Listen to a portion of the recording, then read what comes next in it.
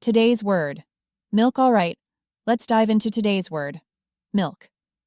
You might think of it as just a simple drink, but this word carries thousands of years of history, fascinating stories, and surprising cultural significance.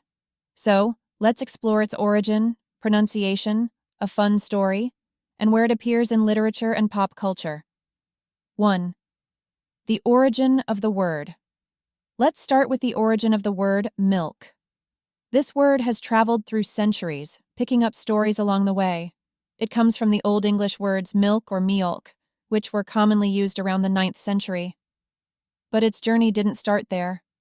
Before that, it was part of the Proto-Germanic language as melux. And if we go even further back, thousands of years back, we find its roots in the Indo-European word mɪlk, which means to milk or to extract. Think about it. The very first humans to domesticate animals and collect milk needed a way to describe what they were doing. That's how this word started its journey. It's a great example of how language evolves alongside human innovation. Interestingly, this root mīlk doesn't just appear in English. In fact, similar words can be found in several other languages. For example, in German, the word for milk is Milch. In Dutch, it's Melk. In Latin, the word lac, which means milk, is thought to share the same ancient root.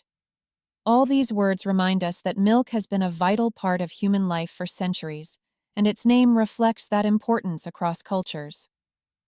2. How to pronounce it now. Let's talk about how to pronounce milk. The phonetic spelling is M-I-L-K. Pretty simple, right? But here's where it gets fun. Depending on where you're from, you might pronounce it differently. In most standard accents, it's pronounced as milk with a short I sound. But in certain American regions, particularly in the Midwest, you might hear people say milk. It's such a subtle difference, but it always catches people's attention. There's even a joke about this difference. What do you call milk in the Midwest? Milk. This regional variation is one of those little quirks that make English such an entertaining language to learn and speak. 3. A fun fact or story. Here's where things get really interesting. Milk isn't just a drink. It's been a part of human culture, beauty rituals, and even myths for thousands of years. Let's start with ancient Rome. Did you know that Romans believed in the healing properties of milk? They used it to treat sunburns and soothe irritated skin. Imagine coming home from a day in the sun and pouring milk over your burns. It sounds strange, but it was their go-to remedy. Now, let's talk about Cleopatra. She's one of the most iconic figures in history, known for her beauty and intelligence. Legend has it that Cleopatra's beauty secret was bathing in donkey milk. Every day, 700 donkeys would be milked to prepare her bath. Why donkey milk, you ask? It's packed with vitamins and nutrients that are great for the skin. Even today, skincare companies use donkey milk in their products, claiming it keeps skin youthful and radiant. But milk's role in history doesn't stop there.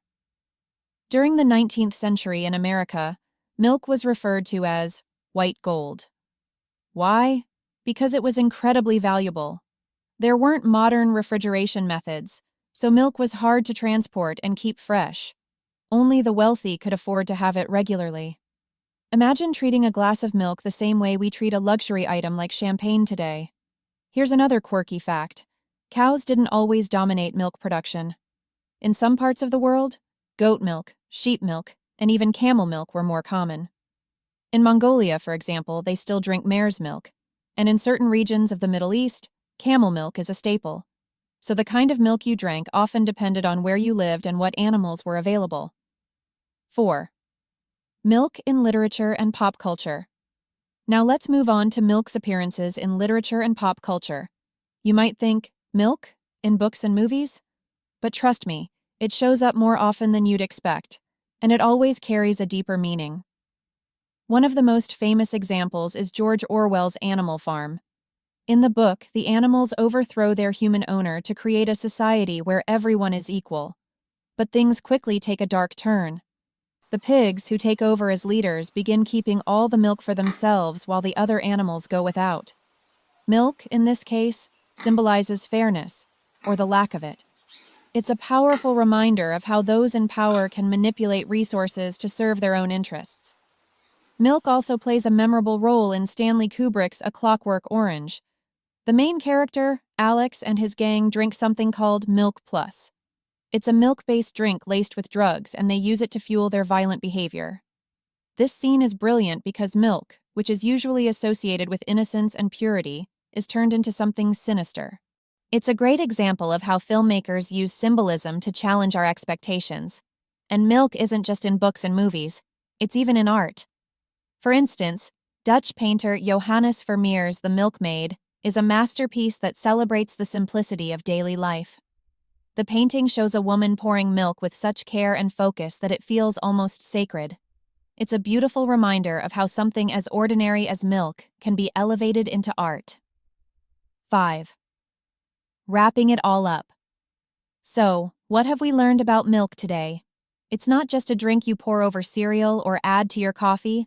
Milk is a word with ancient roots, a symbol of fairness and purity, a luxury item, a beauty secret, and even a part of global art and culture. Next time you pour yourself a glass of milk, take a moment to appreciate its history. Thanks for watching. If you enjoyed today's word, don't forget to subscribe to the channel so you won't miss any future videos. I'd love to hear your thoughts about the word milk. What did you find most interesting? Share your comments below. Also, if you have a suggestion for the next word we should explore, let me know. Your ideas could be featured in an upcoming video. See you next time.